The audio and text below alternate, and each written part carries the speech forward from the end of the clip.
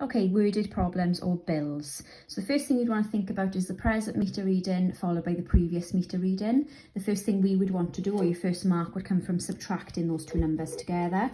So you're taking those two numbers away. You are allowed a calculator for these types of questions. That would give you 397, and that's the units used.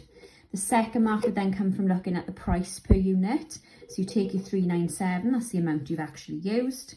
And then you're thinking about multiplying that then by the number of units used, so 6.312, and that's in pence. Okay, let's remember that. So we would get an answer then 2505.864 using your calculator. That's in pence. The next thing I would be doing is thinking about converting that into pounds. So you're dividing that by 100, aren't you? 100 pence in every pound.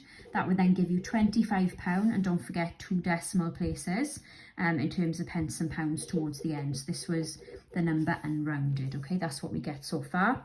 VAT is your third mark, so that's thinking about the tax. That's here.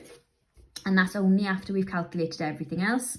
So you're working out 5% of this value. So 5 divided by 100, that's how we work out percentage, and multiply by this £25 and this long decimal that comes after it. Use your calculator, obviously.